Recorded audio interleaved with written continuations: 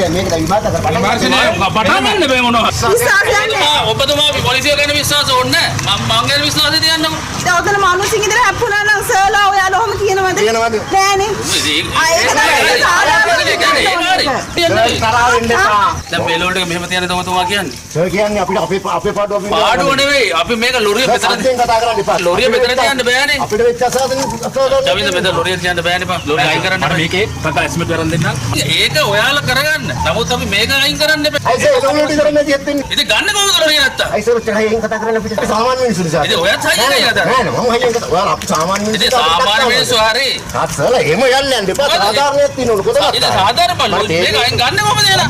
ගන්න ඕනේ මේ විසඳන්න. ගියාට පස්සේ මට මොනවද ඉවර කරන්නේ? මගේ දුව හැප්පිලා අදට අබ්බ ගාතයි ඒත් වාහනකින්. අදට සතුටක් කරන්න අපි ඒත් ඉන්නකොට. දැන් කතාවනේ මම කියන්නේ. අතීතේ වෙච්ච දේවල්.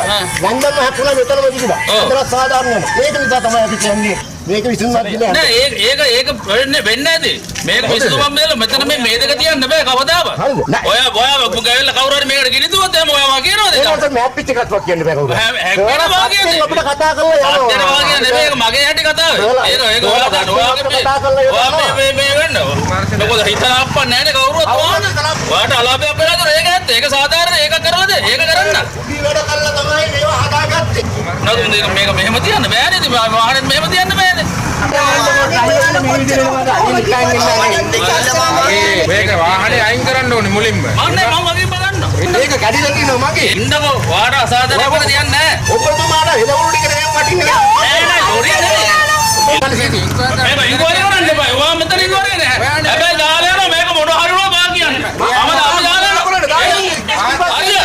දාලා යන්න ඔබතුමාලා නීතිය කරන්නේ ඒක තමයි නීතිය කරන්න දෙන්න අපිට. දැන් මේ සම්බන්ධ විමර්ශන කරන්න බෑ. ඔයාලා මේ කිව්වට ඒක ඒකේවා. හරිද? එයා ගහලා මේක විසඳන්න බෑ. රියන උතරක් කියන දේ. රියානතුර සම්බන්ධ විමර්ශනය කරන්නේ පොලිසිය. දැන් මේ සර් කිව්වනේ යමක් කීම ගන්න. සාධාරණයක් වුණ නැත්නම් ඔයාලට පුළුවන් නීත්‍යානුකූලව කටයුතු කරන්න. හරිද? එන්න බා නිකම් මේ එස්ටිමේට් කරන් දෙන්න. හරිද?